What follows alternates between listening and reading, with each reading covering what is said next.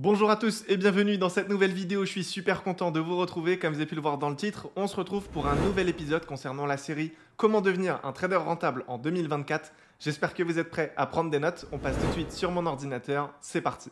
Alors en ce qui concerne la vidéo du jour, on va parler de trading et on va essayer de comparer rapidement la crypto-monnaie avec le forex. C'est vrai qu'avec tout ce qui se passe sur les réseaux sociaux, avec le bull run qui a commencé, naturellement tout le monde commence à s'intéresser à la crypto-monnaie. Et il y en a beaucoup qui ont tendance à confondre en fait du coup la crypto et le forex. Ils ont l'impression que voilà, c'est du trading et ils mettent tout dans le même panier. Sauf qu'en réalité, c'est pas exactement la même chose.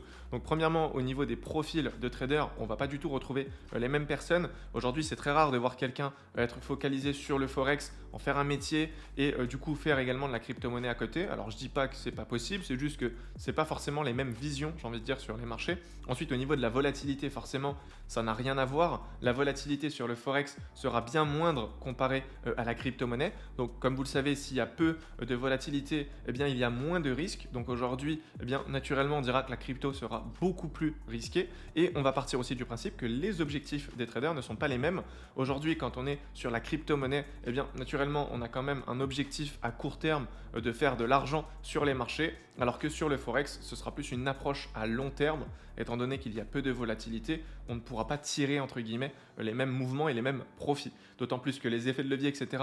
sont souvent utilisés en crypto-monnaie. Donc il faut tout de même bien sûr faire attention, que ce soit pour la crypto-monnaie ou le forex. Il faudra naturellement se former si vous souhaitez avoir des résultats sur les marchés à long terme, car encore une fois, il n'y a aucun intérêt à faire des profits sur une semaine ou deux pour tout perdre par la suite. Donc soyez vigilants, essayez quand même de vous informer sur le sujet avant de vous lancer, bien sûr. Donc voilà, je pense que j'ai pu faire le tour du sujet. Si vous avez des questions, n'hésitez pas directement à me les poser dans l'espace commentaire. Et pour toutes les personnes qui veulent peut-être accélérer leur processus d'apprentissage, eh bien n'hésitez pas à consulter le premier lien en bas de cette vidéo, car pour cette occasion, j'ai décidé de vous mettre à disposition une formation de trading de 5 heures totalement gratuitement. Donc n'hésitez pas à consulter tout ça. Et quant à moi, je vous dis à demain 18 h pour une nouvelle vidéo. Prenez soin de vous.